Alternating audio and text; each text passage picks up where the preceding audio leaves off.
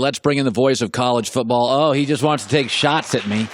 All day in the halls, just walking up and down, getting ready to take shots at me. How you doing, man? I'm doing great. Let's just get elephant in the room. Baker Mayfield. Hey, I'm wearing underwear. Hasn't started a game. This is your guy, by the way. Yeah, you hawk underwear too, which is great. By the way, I wear the Tommy John stuff. Is good. Why are you getting on him for hawking underwear? First day on the job, not taking my shirt off, grabbing my junk. Here we go, underwear guy. Doesn't bother come you. on. This is one of those things. This is the mold on the shower shoes of Nuke LaLoosh in Bull Durham, right? I mean, if he turns out to be a winner, it's colorful. If he turns out to be a loser, it's the Tony Mandrake Sports Illustrated cover with his shirt off walking around in training camp. So it will be what it is depending on how he plays. I happen to think he's going to play well. So you like it? I love it, yes. You love it. You know what's even better than the underwear ad? His deal impersonating John Dorsey. That was kind of funny. But again, why is everything, look at my impersonation, my documentary, my chest, my abs. You're the backup quarterback. You're the backup quarterback. I mean, first of all, that was somewhat of an internal video, and that's how you win over the hearts of your teammates. Candidly.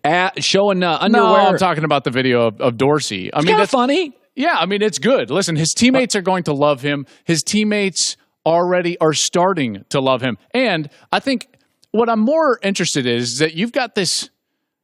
There's the picture of Baker with. It's funny. It's good. It's good. He's a talented, funny kid. He's the kind of guy. If the NFL doesn't work, he could go be a college football analyst.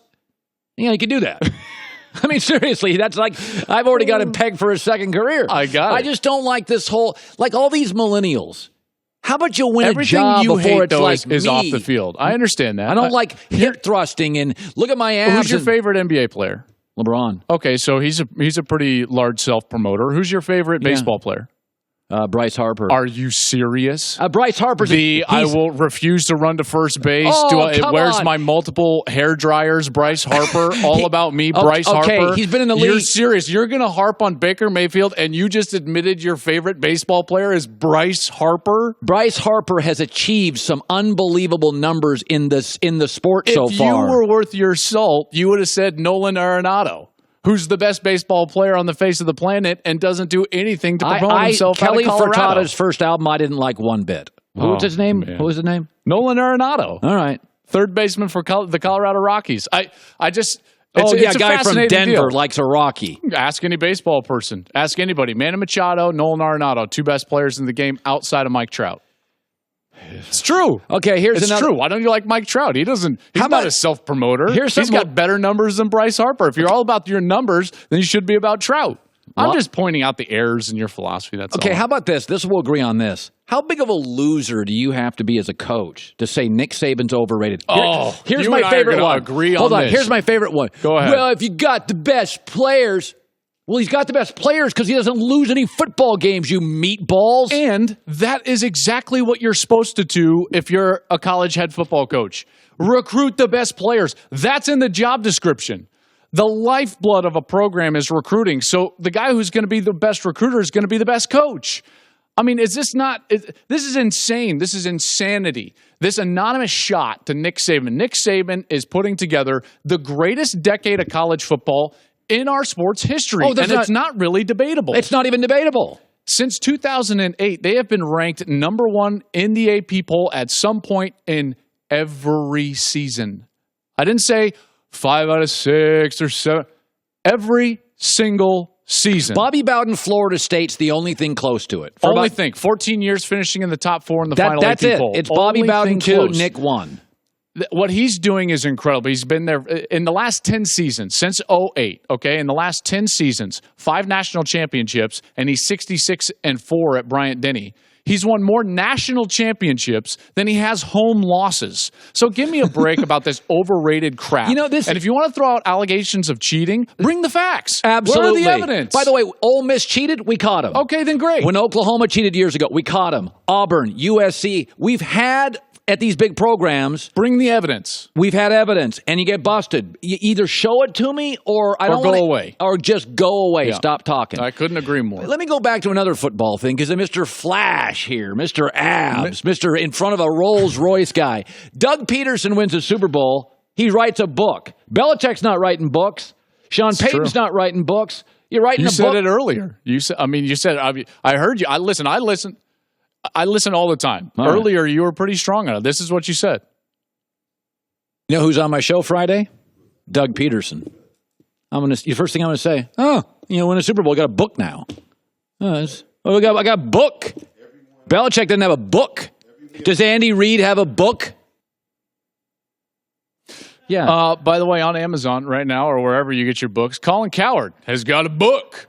Raw. Yeah, after 10 years of grinding in this damn profession, Look at you. I wrote a brilliant New York Times bestseller. After 10 years. Oh, I moved networks. I got a book. You're a jerk. Why don't I even bring you on By the the show? way, it's a good book. I've read it. It's a good book. Go buy it. Okay, underrated, overrated coaches. Got a book. Here's the underrated coaches. My underrated coaches, they don't got a book. Okay, here they are. This was voted on by who?